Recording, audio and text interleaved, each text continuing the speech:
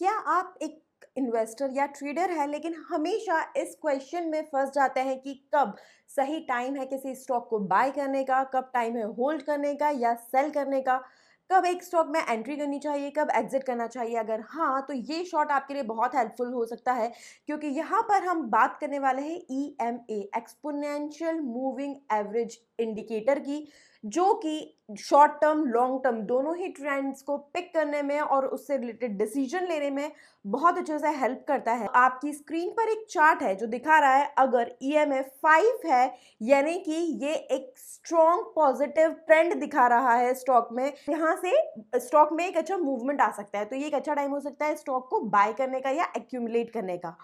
10 EMA level दिखाता है strong momentum, again good time to accumulate and enter into the stock. उसके बाद आता है 20 ईएमए का लेवल, जो एक स्ट्रॉन्ग रेजिस्टेंस दिखाता है, तो आप इस टाइम पे स्टॉक को होल्ड कर सकते हैं।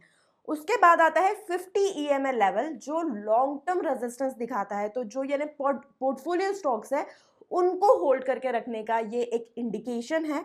उसके बाद आता है 100 ईएमए लेवल। यहाँ से आपको वॉचफुल या केयरफुल होने की ज़रूरत है, क्योंकि ये पहला हर्डल है और इसका अगर ये 100 ईएमए क्रॉस हुआ है, इसका मतलब कि जो स्टॉक है वो करेक्शन मोड में एंटर कर रहा है। एंड फाइनल वो है 200 ईएमए लेवल। 200 ईएमए लेवल अगर कोई स्टॉक क्रॉस कर लेता है तो उसके बाद वो डेफिनेटली बेयरिश मोमेंटम में जा सकता है, यानी कि स्ट्रॉन्ग करेक्शन दिखा सकता है। तो बेसिस ईएमए लेवल, जब stock momentum, strong momentum, positive trend दिखा रहा है, उस टाइम पे आप उसे बाय कीजिए, एक्यूमुलेट कीजिए। जब रेजिस्टेंस मोड दिखा रहा है उस टाइम पे होल्ड करना is a better option rather than selling और बाइंग।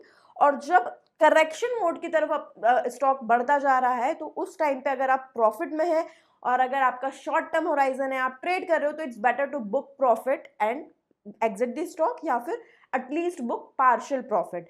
तो इस तरह से आप अपनी स्टडी को, एनालिसिस को इंडिकेटर्स के साथ अगर रिलेट करके अप्लाई करेंगे तो आप हमेशा स्टॉक मार्केट में विन विन सिचुएशन में रहेंगे।